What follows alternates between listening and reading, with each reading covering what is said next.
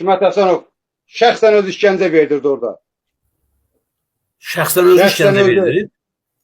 Bəli, şəxsən özü işgəncə verdirdi Fuad Ağayevlə bir yerdə. Kişiyə, mən buradan açıq deyirəm, heç hərbisi kimi danışmıram.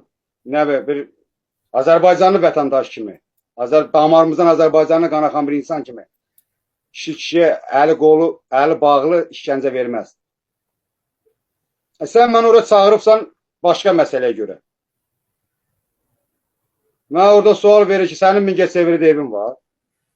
Sən o maşını nə ilə alıbsan? Mən brigada komanda gələndə mənim şükür Allaha 25 il xidmət edir, 20 ildir xidmət edir. Mən maaşımla və yaxud kimin mən o maşını ala bilmərəm ki. 20 il xidmət edir, mənim bir evim ola bilməz ki. Yəni. Sənin Mingəçevir. Deyirəm, cənab general, məni buraya nəyə görə gətiribsiniz? Evə görəmi, maşına görəmi tutuqsunuz məni? Bu nə məsələdir? Nə addır da, nə ad qoyursunuz siz mənə? Sizə konkret nə ittiham irəli sürürdülər ki? Güya neynəmisiniz? İttiham irəli sürürdülər ki, korpusun ZT xidmət rəisi Əliyev Aydınla bir yerdə, güya o korpusda mənim briqadamda tankın tisasını satıblar və mənə 20.000 pul verib. Tankın tisası da ki, indi hərbiçi qardaşlarımız özləri yaxşı bilir. Bunu mən sonra Aydın Əliyevlə maraqlandım, soruşdum. Biz zəng əsasında. O mənə dedi ki, mənim məhkəməmdə, Ramin, bu dedilər ki, tankın tisasını Aydın müəllim, siz satıbsınız, nə ağarıbsınız, belə dedim, mənə bir gözdə bir möhtərəm hakim. Tankın tisası Yevreylər tərəfindən gəlib, başqa dövlətin nümayəndələri, o tisası o baş niyə bərkidirlər. Tankın baş niyə, gərək 9 tonluq baş niyə çıxa, 9 tonluq baş niyə. 30 saatda gecə görmə cihazıdır. Gecə görmə cihazını quraşdırıblar tankın baş niyasının arasına. O hərrəndisə baş niyə, onunla sərdə olan komandir gecə bütün hər bir yeri görür. Əgər o da zavod tərkibində olmalıdır bu. Bu ön xəttə 9 tonluq baş niyanı nə ilə qaldıra bilərlər, nə ilə çıxarda bilərlər, qurban mənim. Artıq mən briqadanı bir neçə ayda təhvil vermişəm. Axtım, hər bir xidmət rəislərinin qolu, hər bir sənətim. Nətər ola bilər ki, at hallandırda tankı satıblar. Tank spişka korobkasıdır və yaxud digər. Nədir tank? 41 tonluq tank. Və yaxud tankın zavod tərkib, bəli. Sonra özür istəyirəm. Ümumiyyətlə, hərbi hissədə Müdafiə Nazirinin tank çatışmamazlığı faktı aşkar olmuşdu mu ki, deyirdilər ki, tankı sən satmışsan? Yəni, yoxlayır. Və nətər oldu ki, qurban müəllim, sayda yerində getdi hamısı. Tankın tisası da yerində getdi. Tank da yerində getdi. Nə bilim, canım sağ desin. Aydın Əliyev məhkəmənin sədrinə deyib ki, möhtərəm hakim, bir dəqiqə icazə olar, mən də bir sual verim. Deyib deyilən, deyib o tisas elə bilirsiniz ki, bir balaca bir şeydir. Nədir o? O zavod tərkibində onu Yevreylər gəlib tutanaq deyib. O, düzəldir. Və bu baş niyə 9 tonu çıxmalıdır, o ondan sonra yerinə qoyulmalıdır. Deyib, mən deyə biləm o balaca bir spişka korofkası kimi bir şeydir. Bunu açın, buraxın, bunu nə tutursunuz? Bu insanlar da bilmir ki, bu nədir? Bunun mahiyyəti nə olan şeydir? Və bəzi insanlar sonra məni bu adına tutmuşdular. Məni bu adına tutmuşlar ki, sən tankın tisasını Aydın Əliyev polkovniyetinə satıb, sana 20.000 pul verir. O söhbət orada hallanmırdı, qurban müəllim. Məni Mingəçevirdə o söhbət hallanmırdı. Mən eşidirdim sadəcə olaraq orada bəzi yuristlər, müstəsna ki, səni kim gətirib, dedi Ramin buraya. Sən nəyə gəlibsən buraya? Sən dedim, məni Hikmət Həsənov gətirib buraya. Mən oturmuşdum yerimdə. Dedi, sən nəyə gəlibsən buraya? Sən kim gətirib buraya? 10 gün mən qaldım orada. Ayın 20-sindən 21-nə qədər orada qaldım. Və orada mən onlara Hikmət Həsənova dedim ki, məni nəyə görə sən gətiribsən da? Bax, məni ev söhbətinə mi gətiribsən, Mingəçevirdə mənimi? Deyib, əgər mənim Mingəçevirdə evim varsa, götürün sağ verin. Hədiyyə eləm sonra götür, istəmirəm mən onu. Maşındır, mən özüm indiyə qədər xidmət eləmişəm. Briqada komandı gələndə o maşınla gəlmişəm. Sən məni buna görə mi gətirib tutursan? Buna görə mi məni, nə bilim, vətən xaini adlandırırsan? Nə məsələdir bu? Çünki mən düşmənə qan udduran bir insan olmuşam ona görə. Dəfələrlə düşmən arxasında əməliyyat keçmişəm ona görə. Polat Həşimovla yaxınam ona görə. Polat Həşimovla bir yerdə raport yazmışam ona görə məni tutursan sən.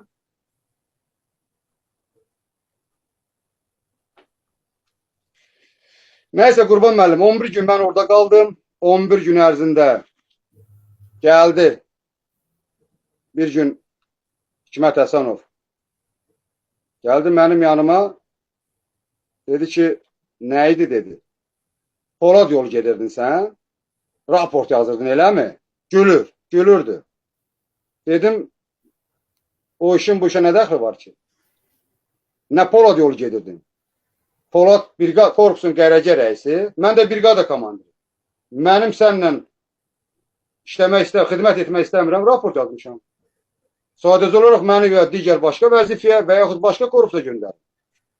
Əgər mənim səninlə xidmətim alınmırsa, biz belə görmüşük da Qurban müəllim. Alınmırsa qardaş, raport yazmışam, məni başqa digər vəzifəyə verin. Başqa korpusa göndərin burada. Mən sadəcə demişdim mən sağ göstərəcəm. Mən sağ demişdim mən sağ göstərəcəm.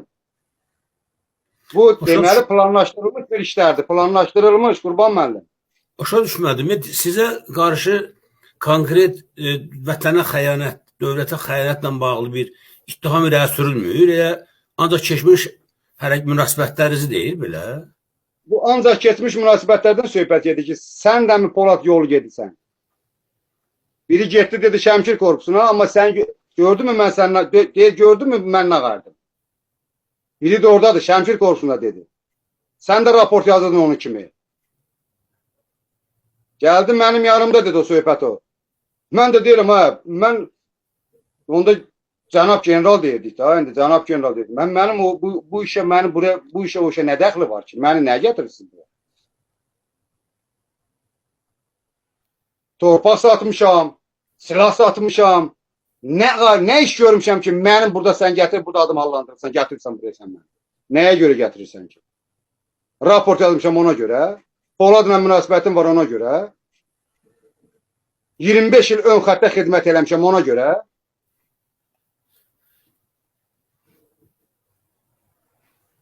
Və sən yer dəyişmələr eləyirdin, əskərləri buradan oraya atırdın, oradan buraya atırdın. Mən o işə qarışmırdım, qoymurdum, imkan vermirdim ona görə. Məni dəfələrlə çağırırsan qərargaha. Dəfələrlə gecələr məni qərargaha çağırırsan ki, gəl bu işdən əl çək. Bu işdən əl çək. Nəyə görə əl çəkməliydim mən? Niyə eləməliydim mən onları? Deyirdi, hansı işdən əl çək? Çünki o dedikləri mən eləmirdim. O rüşvətxorluğa mən girmirdim. Qurban müəllim, o rüşvətxorluğa mən girmirdim. Bayaqdan yazırlar, burada sizin əskərləriniz, çavuşlarınız yazırlar burada bayaqdan. Ki o adam təmiz olduğuna görə onu yola vermədilər. Burada 100'dən adam dayanmadan yazır. Çox maraqlıdır. Əsən vətənlər. Bayaqdan deməli cənab Pakonu danışdıqca, mən hələ bu günə qədər canlı efir zamanı bu qədər mesaj almamışam. Telefon susmur. Dayanmadan yazırlar. Əskərləri. O mənim komandarım olub. Və əksəriyyəti burada yazır ki, bu adam onun rüşvət kampaniyasında iştirak eləmirdi deyə. Təmiz adam mıydı deyə bunu gözləri götürmüz yola vermirdilər. Çox maraqlıdır. Demək, Azərbaycan ordusunda ancaq rüşvət alanlara hörmət var, yeri var. Onlara general verirlər. Rüşvət almırsansa, yuxarı ötürmürsənsə deməli, sənin perspektivin yoxdur, gələcəyin yoxdur. Buyurun. Gecə bir gün sakitçilik idi. Gördüm, nəsə qapı açıldı. Baxdım ki, Qiyas Abbasov gəlib yanıma. Tək gəlib.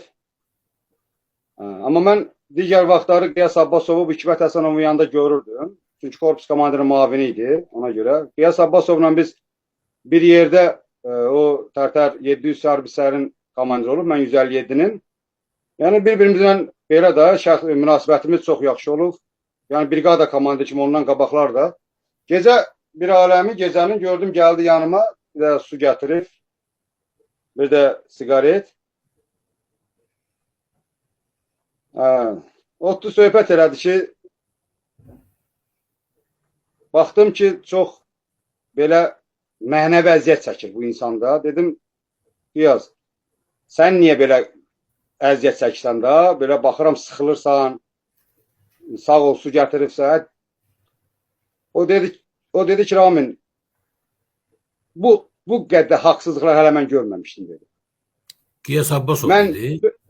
Bəli, şəxsən mən indi açıq efirdə deyirəm. Dedi, bir belə haqsızlıqlar, Ramin, mən görməmişdim. Deyir, damarımda qan donur adamın. Hələ sən deyir, içərdəsən, çox şey görmürsən. Dedim, bəs sən nə yaxşı onun yanında gəlsən də, bəs sən onunla... Deyir, sən inanırsanmı ki, mən bizcə kəlmatkaz eləyəm ki, mən gəlmirəm sənin yanında və ya falan yerdəyəm. Mənim də əlimi qolumu bağlayıb ora tullar, bax. 2 dənə tapanca ilə gəlmişdi. Qurban müəllim, 2 dənə pistolet var üstündə. Dedim, bu 2 dənə tapanca nədir sənin üstündə? Dedim, mənim adım çəkilsə birini ona atacam, birini də özümə. Qiyas Abbasovun şəxsən dilindən çıxan söhbət eləməzsə. Dedi, əgər mən onun yanında gəzməsəm, onun dediklərini eləməsəm, bəzi işlər var. O dedi ki, mənim də əlim qolumu bağlatır edəcək, bu da vətən xainidir. Dedi, sənin xəbərin yoxdur, Poladın adı hallanır. Xəbərin varım, dedi Ramin. Mən də xəbərim yoxdur. Dedi, mən nə danışsan sən, həqqi deyilsən sən ona. Hə, dedi, sənin xəbəri, dedi, Poladın adı hallanır ki, Polad belə, ora-bura, qulağım eşdi ki, onun adı da hallanır. Arkadaşlar, Pərviz Pirməmmədov ona görə gətirmişlər, onu cəza vermişlər ki, Poladın adını denə.